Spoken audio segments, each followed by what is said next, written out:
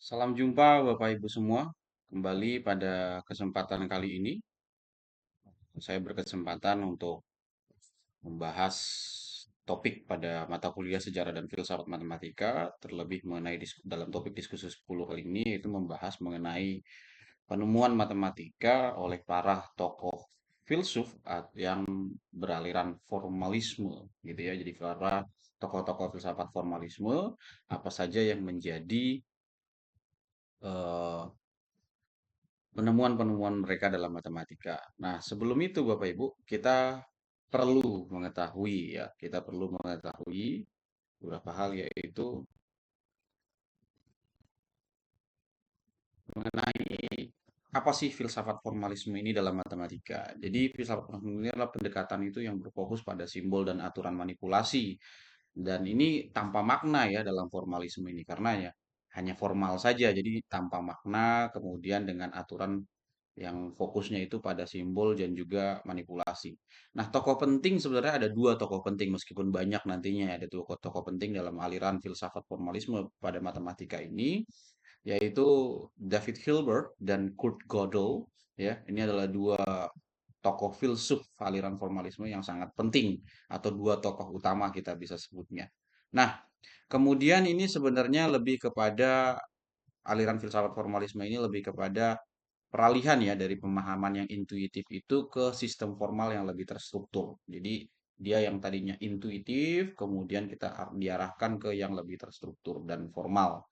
Nah, kemudian berikutnya kita akan lihat apa saja sih penemuan-penemuan dari beberapa tokoh aliran filsafat formalisme ini.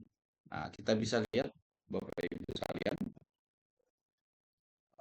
Yang pertama adalah David Hilbert ya, David Hilbert dan sistem formal. Nah, ini adalah penemuannya David Hilbert, dia menemukan sistem formal. Nah, apa sih yang muncul? Yaitu teorema ketidaklengkapan, lalu kemudian pengaruh teorema itu.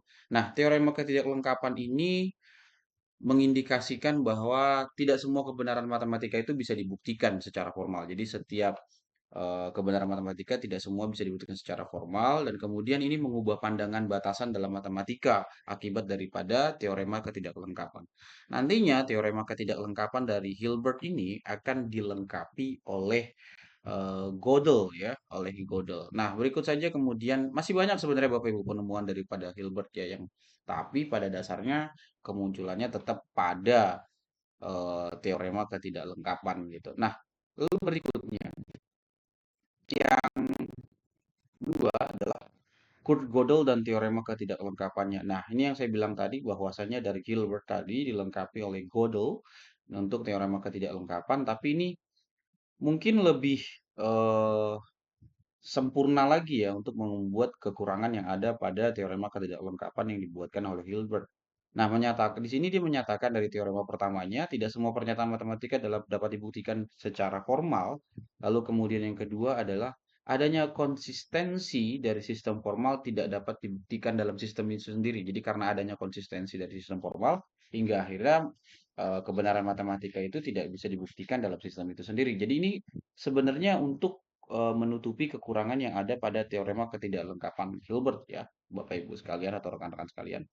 Nah, kemudian yang adalah Bertrand Russell dan penemuannya yang paling hebat adalah paradoks logika. Nah, dalam paradoks logika, di sini kita lihat ini lebih kepada teori himpunan ya, paradoks logika atau paradoks Russell, kemudian ada teori himpunannya juga sebenarnya. Arah dari paradoks Russell ini adalah ke teori himpunannya. Nah, paradoks Russell menciptakan tantangan bagi para matematikawan dalam memahami menyusunan teori himpunan yang koheren gitu ya. Jadi dalam paradoks Russell sebelum menjadi teori himpunan dikatakan tidak semua himpunan itu bisa terdefinisi secara konsisten gitu ya Bapak Ibu. Dan yang kemudian kita lihat penemuan berikutnya oleh tokoh formalisme adalah Alfred Tarski ya, Alfred Tarski, di mana Eee, beberapa penemuannya adalah teori kebenaran Tarski, kemudian kebenaran dalam logika proporsional, dan yang sering disebut dengan semantik formal ya, semantik formal. Nah, teori kebenaran Tarski ini menawarkan definisi kebenaran yang lebih jelas untuk bentuk-bentuk atau bahasa yang lebih formal. Nah, kemudian ini menjadi dasar bagi banyak pembelajaran logika ya dalam matematika. Lalu kemudian kebenaran dalam logika proporsional, nah itu yang dibuatkan salah satu dari teori kebenaran Tarski tersebut, gitu ya. Dan kemudian nanti terbentuklah yang disebut dengan semantik formal. Nah, yang berikutnya, rekan sekalian, tokoh berikutnya adalah Hermann Weyl dan hal yang paling mencolok dari penemuannya adalah analisis formalnya. Nah, kontribusi Hermann Weyl dalam teori angka dan struktur matematika. Itu kontribusinya dalam teori angka dan juga struktur matematika. Nah, apa saja yang dibuat oleh Weyl ini adalah teori grup Weyl, kemudian konsep ruang Weyl. Nah, dalam teori grup ini menjelaskan simetri yang mendasar antara konsep fisika serta matematika. Sementara dalam konsep ruangnya mengintroduksi ya ruang yang menggabungkan elemen geometri dan juga analisis yang ada. Nah, lalu berikutnya adalah John von Neumann dan teori setnya ya. Jadi John von Neumann dan teori setnya. Nah, apa sih yang ada dalam teori setnya ini sebenarnya adalah aksioma Zermelo-Fraenkel ya. Aksioma Zermelo-Fraenkel dan teori permainan.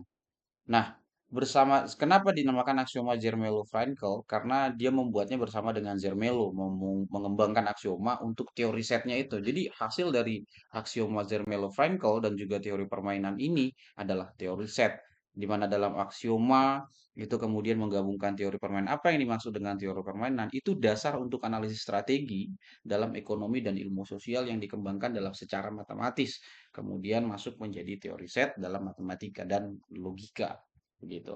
Lalu yang berikutnya adalah Paul Cohen dan teori himpunannya ya. Jadi Paul Cohen itu salah satu matematika terkenal ya yang berkontribusi dalam teori himpunan dan juga logika.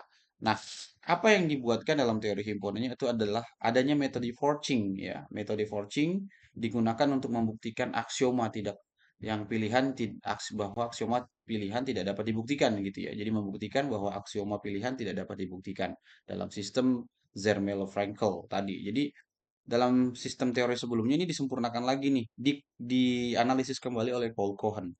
Lalu konsistensi yang ditunjukkan dari teori himpunan yang dibuatkan oleh Paul Cohen adalah menunjukkan konsistensi teori himpunan dapat dibuktikan dengan metode forcing, gitu. Dan metode yang dibuatkan oleh Cohen sendiri.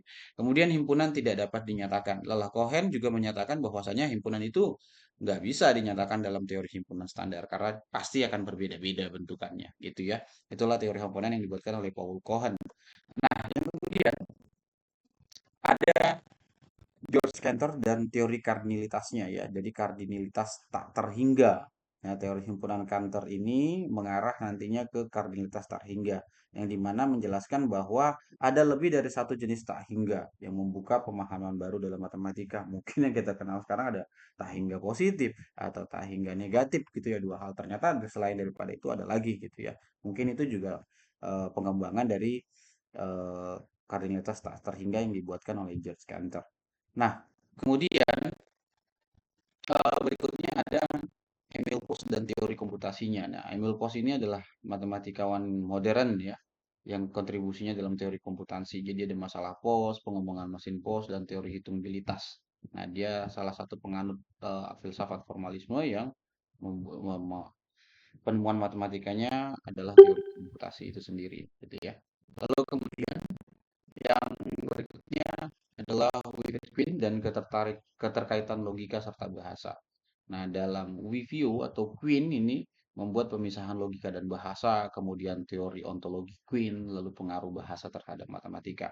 Ini yang menyempurnakan mungkin logika ya, logika matematika. Jadi fondasi dan himpunan logika matematika. Jadi Queen ini seperti menjadi konsep dasar penyempurnaan dari logika dan himpunan matematika. Nah, eh, yang filsafat formalisme ini juga memiliki aplikasi modern ya sebenarnya dalam keseluruhan, yaitu ada pada teori komputasi, kemudian statistika formal dan pengembangan algoritma. Nah, ini adalah penemuan-penemuan modern yang digunakan atau diaplikasikan sekarang dalam matematika modern atau bahkan dalam perkembangan teknologi sains dan informasi ya yang ada sekarang.